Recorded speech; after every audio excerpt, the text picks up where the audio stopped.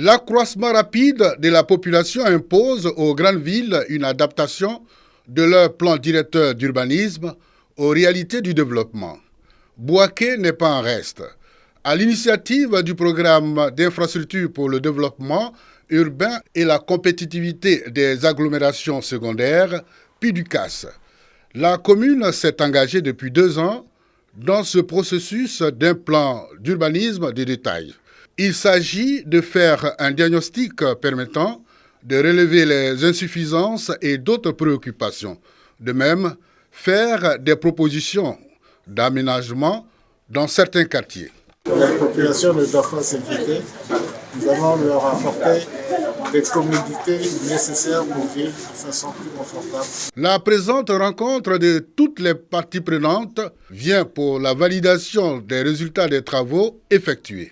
Nous suggérons qu'on puisse consolider les titres de propriété de Sénégal, qu'on puisse garder cette verdure à l'intérieur de la ville, parce que ça aide à lutter contre le dérèglement climatique. En ce qui concerne le camp pénal, qui est pratiquement en vide, on a suggéré qu'elle soit déplacée. Parce que les équipements de sécurité doivent respecter un certain nombre de normes. C'est-à-dire, tout autour de ces camps-là, il doit y avoir des servitudes. Nous constatons que ces équipements sont pratiquement collés aux habitations. Ce plan d'urbanisme de détail fait suite au plan directeur d'urbanisme de la ville de Bouaké. Il concerne donc les quartiers précaires, les zones d'extension et les sites requalifiés.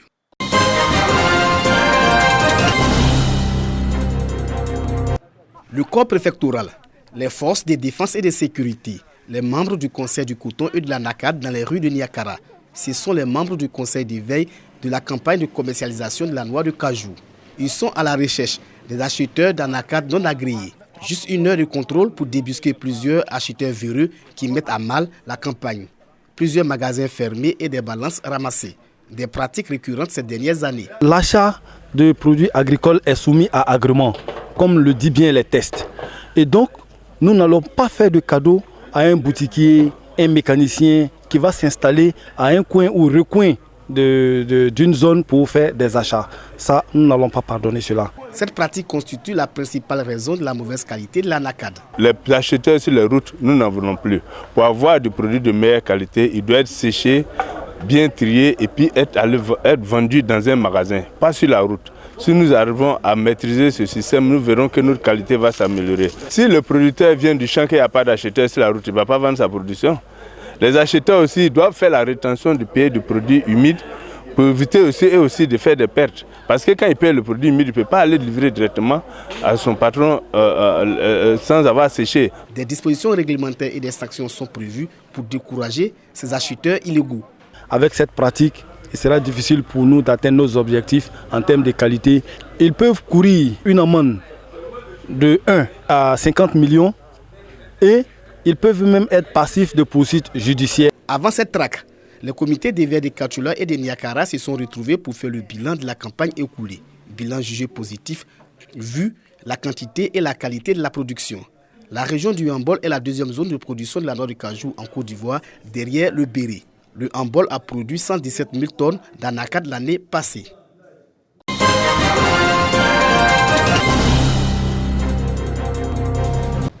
Le président de la filière anacad en mission dans le Poro pour lutter contre la fuite des produits vers les pays voisins. Bessoro et son équipe sillonnent depuis quelques jours villages et hameaux à la rencontre des producteurs.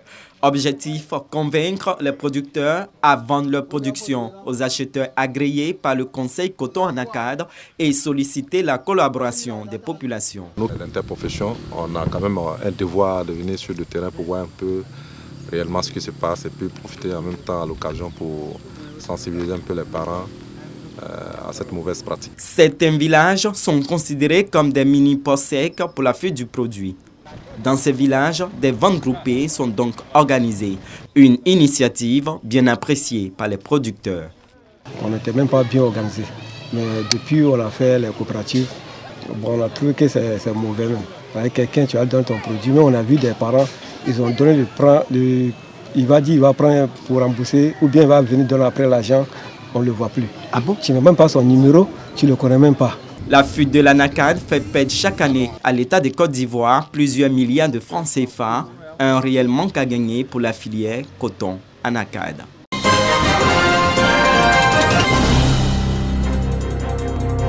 Selon les données du ministère de la Femme, de la Famille et de l'Enfant, 1563 cas de viol sont enregistrés entre 2020 et 2021 en Côte d'Ivoire. Ces violences exercées sur les femmes sont aussi présentes en milieu scolaire et universitaire. Ces élèves et étudiantes sont victimes d'agressions sexuelles, d'intimidation et de corvées obligatoires. Pour lutter contre tous ces cas d'abus, qui sont cause souvent d'abandon scolaire et universitaire, la Fédération des femmes de l'éducation de Gbeke prend des initiatives. Aider la jeune fille à terminer ses études et surtout les jeunes filles en difficulté, les aider à surmonter les problèmes. Nous sommes là pour les coacher, c'est-à-dire si chacune peut ne serait-ce que prendre une jeune fille, la suivre dans son évolution, lui donner des conseils jusqu'à ce qu'elle évite les obstacles. 2 conférences sur les thèmes, le rôle de la femme, de l'éducation face aux défis des violences féminines à l'école et à l'université, le changement de mentalité. 2 heures durant, les enseignantes sont instruites sur les causes, les conséquences de ces violences et les voies de recours. Elles sont aussi appelées à changer de mentalité pour une meilleure défense de leurs droits. Tout le temps, on parle de viol. Avec ce qu'on vient d'apprendre, on va essayer d'en parler à tous ceux qui sont autour de nous pour qu'en cas de viol, nous sachions comment nous y prendre pour que justice soit faite. Ces 2 conférences lancent officiellement les activités de la Fédération des femmes de l'éducation de Gbeke. Créée en 2021, la Fédération des femmes de l'éducation de Gbeke revendique à ce jour 1000 membres.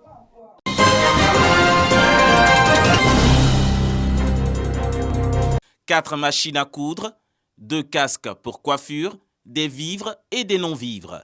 C'est le don de l'ONG Génération Femmes du 3e millénaire, GFM3 et ses partenaires, aux pensionnaires du centre d'accueil et de réhabilitation des filles et des femmes, CKRF de Logwalé. Une action humanitaire qui vient soulager ces femmes victimes de violences basées sur le genre. Nous luttons contre toutes sortes de violences basées sur le genre. Nous promouvons le leadership des femmes. Et aujourd'hui, la CEDEAO, l'ambassade des États-Unis, l'ambassade du Canada et beaucoup d'autres organisations et fondations nous aident. Mais le besoin est énorme. Dans ce centre, ces femmes victimes de mariages précoces, de grossesse en milieu scolaire, de viols, d'excision et de fistules obstétricales apprennent la couture et la coiffure en plus de la réparation psychologique. Et cela afin de leur ouvrir la porte de l'autonomisation. Créé en 2013 par l'ONG GFM3, le CKRF de Logwalé accueille aujourd'hui 80 pensionnaires pour 24 lits. Cette organisation non gouvernementale s'engage à accompagner les pensionnaires dans la création des activités génératrices de revenus.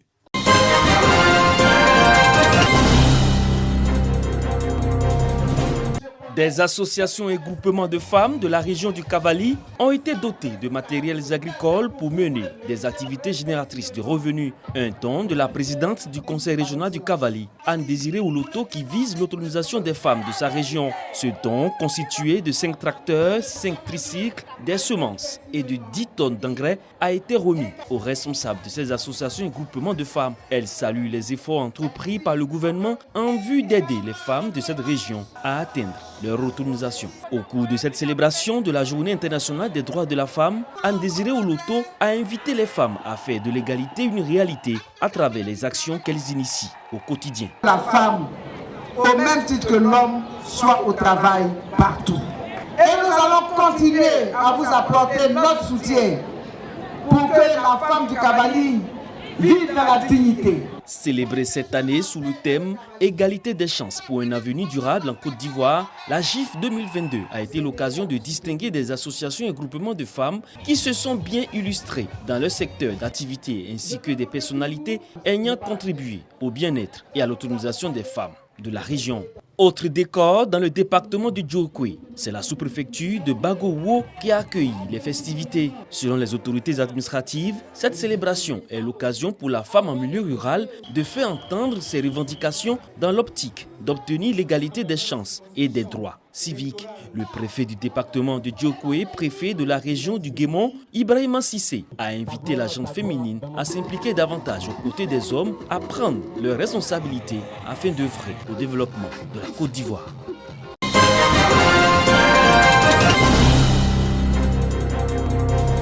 Bouaké, capitale de la région de Bouaké. Le ministre gouverneur du district autonome de la vallée du Bandama, Jean-Claude Kouassi, accueille le président du COSIM, Conseil supérieur des imams, des mosquées et des affaires islamiques. Cet accueil s'inscrit dans le cadre de la tournée de sensibilisation pour la paix et la cohésion sociale du guide religieux dans le district. Après les civilités, cap sur la grande mosquée de Bouaké pour la rencontre avec les populations.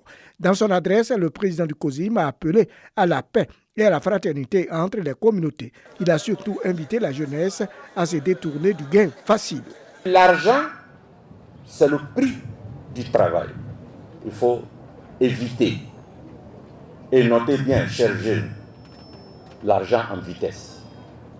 Tout le monde veut devenir riche et sans avoir fait le travail nécessaire pour mériter la richesse qu'on a.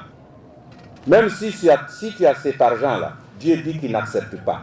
Des propos soutenus par les autorités présentes. Nous sommes heureux d'avoir été le premier pas, donc la porte d'entrée de l'ensemble de ces prières à l'intérieur du pays. Les localités de Béoumi, Sakassou, Botro, Barabadjassa et Bouaké ont constitué les premières étapes de la tournée du président du COSIM dans le Bouaké.